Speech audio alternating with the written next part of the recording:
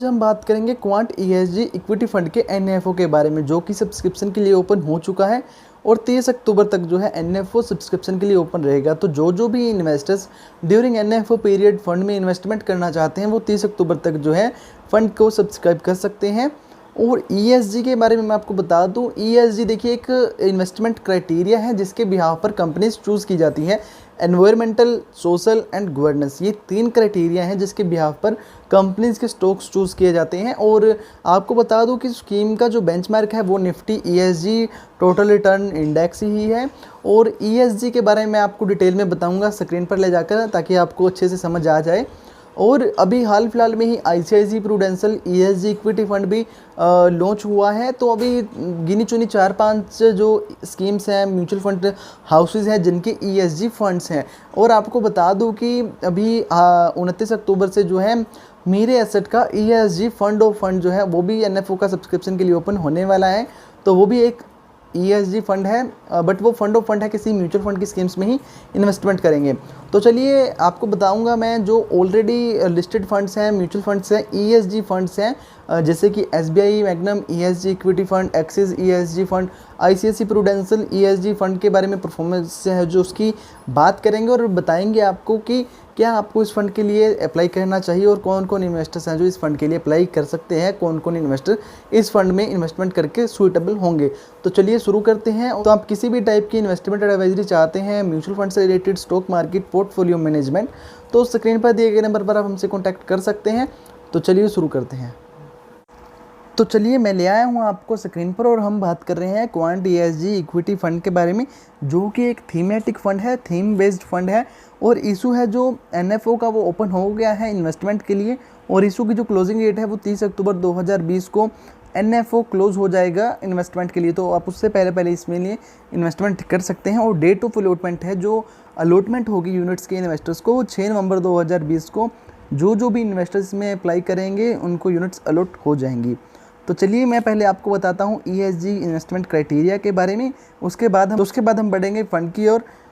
ESG environmental, social and governance. Environmental criteria considers how a company performs as a steward of nature. तो जो environmental criteria है वो consider करता है कि कंपनी प्रकृति के प्रति कैसा परफॉर्म कर रही है, कैसा व्यवहार कर रही है। Social criteria examine how it manage relationship with employees, suppliers, customers and the communities where it operates। तो जो सोशल क्राइटेरिया है वो देखता है कि कैसे जो कंपनी है उसकी रिलेशनशिप कैसे हैं, उसकी एम्प्लॉयज़ के साथ जो काम कर रहे हैं, सप्लायर्स के साथ, कस्टमर्स के साथ, और जो कम्युनिटीज़ हैं वो कहाँ ऑपरेट कर रही है, कैसे ऑपरेट कर रही है, उसका उसके एम्प्लॉयज़ के प्रति, सप्लायर्स के प्रति और कस्टमर्स के प्रति कैसा व्यवहार है। गवर्नेंस यानी कि शासन। Governance deals with the company's leadership, executive pay, audits, internal controls and the share holder rights. तो जो गवर्नेंस डील करता है, गवर्नेंस जो क्राइटेरिया है वो देखता है कि कंपनी की लीडरशिप कैसी है। जैसे मान लें एचडीएफसी बैंक अपने बैंक सेक्टर का लीडर है, प्राइवेट सेक्टर बैंक में सबसे लीडर है। एग्जीक्यूटिव पे ऑडिट्स की जो पे देनी जा रही है उनके जो एम्प्लॉयज़ हैं, शेयर होल्डर के क्या क्या अधिकार हैं। तो इन सभी तीनों चीज़ों को लेकर, तीनों बातों को लेकर एनवायरमेंटल, सोशल और गवर्नेंस, ये तीनों क्राइटेरिया को ध्यान रख के ईएसजी स्ट्रेटजी बनाई गई है। और इसके बिहाफ पर ही जो स्टॉक्स चूज़ किए जाते हैं एनवायरमेंटल एंड सोशल और गवर्नेंस क्राइटेरिया को ध्यान में रखकर। तो चलिए ऐसा करता हूँ कि आपको इसके बारे में समझ आ गया होगा ईएसजी इन्वेस्टमेंट क्राइटेरिया के बारे में। तो चलिए मैं बढ़ता हूँ फंड की ओर। तो मिनिमम इन्वेस्टमेंट और एसआईपी आप इसमें 1000 रुपये से शुरू कर सकते हैं। फंड मैनेजर्स जी हैं जो वो हैं संजीव शर्मा जी, वसव सहगल जी, अंकित पांडे जी इस फंड को मैनेज करेंगे। स्कीम टाइप है जो ओपन एंडेड स्कीम है। एनएवी जो आपको ड्यूरिंग एनएफओ पीरियड एप्लीकेबल होगी वो 10 रुपये आपको ड्यूरिंग एनएफओ पीरियड एप्लीकेबल होगी। एग्जिट लोड है जो 1% है। अगर आप 1 साल के अंदर इसमें से अपना पैसा रिडीम करते हैं तो आपको 1% का जो है एग्जिट लोड देना होगा। बेंचमार्क है जो निफ्टी 100 ईएसजी टीआर है, इस फंड का बेंचमार्क है। रिस्क है जो हाई है। और इन्वेस्टमेंट ऑब्जेक्टिव के बारे में बात करें तो देखिए, किसी भी स्कीम में इन्वेस्टमेंट करने से पहले स्कीम का इन्वेस्टमेंट ऑब्जेक्टिव क्यों जानना जरूरी होता है। वो इसलिए ज़रूरी होता है कि जो स्कीम का इन्वेस्टमेंट ऑब्जेक्टिव है और वो जो आपका इन्वेस्टमेंट ऑब्जेक्टिव है वो थोड़ा बहुत मेल खाता भी है या नहीं। The scheme seeks to generate long term capital appreciation by investing in a diversified portfolio of companies demonstrating sustainable practices across environmental, social and governance parameters. तो देखिए जो स्कीम का इन्वेस्टमेंट ऑब्जेक्टिव है वो लॉन्ग टर्म कैपिटल एप्रिसिएट करना है, investment करके एक डाइवर्सिफाइड पोर्टफोलियो कंपनीज़ के स्टॉक्स में इन्वेस्टमेंट करके, जो कि एनवायरमेंटल, सोशल और गवर्नेंस पैरामीटर्स के अकॉर्डिंग जो स्टॉक्स होंगे उन टाइप की कंपनीज़ का पोर्टफोलियो बनाकर उसमें रिटर्न्स जनरेट करना है, लॉन्ग टर्म कैपिटल एप्रिसिएट करना है। तो चलिए बढ़ते हैं अपनी बात की और जो अभी हाल फिलहाल में ही फंड लॉन्च हुआ है ICICI ESG इक्विटी फंड, उसके बारे में, उसकी परफॉर्मेंस है जो, उसके बारे में बात करते हैं। अलॉटमेंट है जो 12 अक्टूबर को इस फंड की अलॉटमेंट हुई थी, यानी कि 12 अक्टूबर 2020 को। रिटर्न्स जो मिली हैं नेगेटिव रिटर्न्स 0.10% की। तो अभी कुछ देखिए 4 दिन 5 दिन ही हुए हैं ज़्यादा से ज़्यादा, तो अभी हम रिटर्न्स के बारे में, इसके बारे में बात नहीं कर सकते क्योंकि ये शॉर्ट टर्म में पता है आपको, और लॉन्ग टर्म में फंड्स जो है हमेशा रिटर्न्स देते हैं बढ़िया, इक्विटी चाहे वो किसी भी टाइप की हो।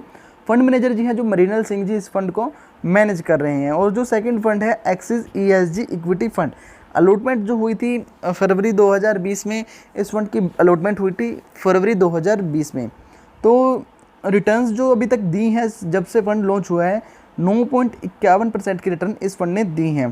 फंड मैनेजर्स जी हैं जो जिनेश कुपानी जी इस फंड को मैनेज कर रहे हैं।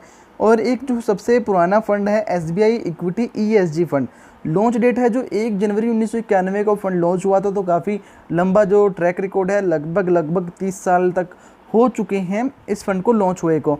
रिटर्न्स भी काफ़ी अच्छी हैं, मैं आपको उसके बारे में बताऊंगा। रिटर्न्स हैं जो 1 मंथ में 0.37% की रिटर्न इस फंड ने दी हैं, 1 साल में 1.22% की रिटर्न, 3 साल में 6.06% की रिटर्न, 5 साल की बात करें तो 8.5% की रिटर्न। मैक्सिमम रिटर्न जो इन्वेस्टर्स को मिली हैं वो हैं 11.71% की रिटर्न।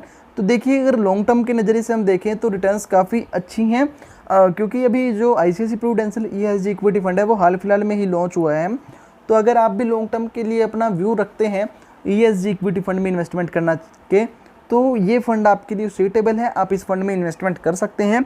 और फंड मैनेजर जी हैं जो इस SBI ESG इक्विटी फंड के, वो रुचित मेहता जी फंड को मैनेज कर रहे हैं। तो अब क्वेश्चन ये है कि क्या आपको क्वांट ESG फंड में भी इन्वेस्टमेंट करना चाहिए। देखिए मैं आपको बता दूं, आपके पास 2 ऑप्शन हैं। अगर आपने ICICI prudential ESG equity fund में इन्वेस्टमेंट कर रखी है ऑलरेडी, तो फिर आप इस फंड में इन्वेस्टमेंट रहने दीजिए, क्योंकि ऑलरेडी अगर आप 2-2 फंड्स में इन्वेस्टमेंट करेंगे एक ही थीम के, तो आपको कोई प्रॉफिट नहीं होने वाला, और वो हाल फिलहाल में ही लॉन्च हुआ है। और अगर आप लंबे टाइम का व्यू रखते हैं, अच्छी रिटर्न जनरेट करना चाहते हैं, और तो आप इस फंड में इन्वेस्टमेंट कर सकते हैं। और आपके पास एक और ऑप्शन है, वो ये है कि अभी आप 29 अक्टूबर तक का वेट कर सकते हैं, क्योंकि मेरे एसेट का ESG equity fund of fund जो एक फंड ऑफ फंड है, आपको बता दूं कि फंड ऑफ फंड्स होते हैं जो किसी अनदर म्यूचुअल फंड की स्कीम या ETF की यूनिट्स में इन्वेस्टमेंट करके वहाँ से रिटर्न जनरेट करते हैं। उनका कोई पोर्टफोलियो नहीं होता जैसे इनका पोर्टफोलियो होगा ESG थीम बेस्ड फंड में, बट होगा वो भी ESG फंड, बट उनकी जो इन्वेस्टमेंट रहेगी, मेरे asset ESG fund of fund की इन्वेस्टमेंट रहेगी, वो अनदर किसी ESG फंड की यूनिट्स में रहेगी या फिर ETF में रहेगी। तो अगर आप थोड़ा बहुत वेट कर सकते हैं तो आप मेरे एसेट के फंड ऑफ फंड में इन्वेस्टमेंट कर सकते हैं, क्योंकि वहाँ पर थोड़ा सा risk generally according to direct fund के कम होता है, क्योंकि वो फंड ऑफ फंड होते हैं ऑलरेडी किसी फंड की यूनिट्स में इन्वेस्टमेंट कर रहे होते हैं, और वहाँ पर तो इसलिए थोड़े वहाँ पर जो रिटर्न्स भी हमें कम मिलेंगी, और जो रिस्क तो है हमारा वो भी थोड़ा लो रहेगा according to direct ESG fund के। तो बात करूँगा यहीं पर। अगर आपको वीडियो में दी गई इन्फॉर्मेशन अच्छी लगी हो तो प्लीज़ वीडियो को लाइक कर दीजिए और चैनल को सब्सक्राइब कर दीजिए। और अगर आप किसी भी टाइप की इन्वेस्टमेंट एडवाइजरी चाहते हैं तो स्क्रीन पर दिए गए नंबर पर आप हमसे कॉन्टैक्ट कर सकते हैं।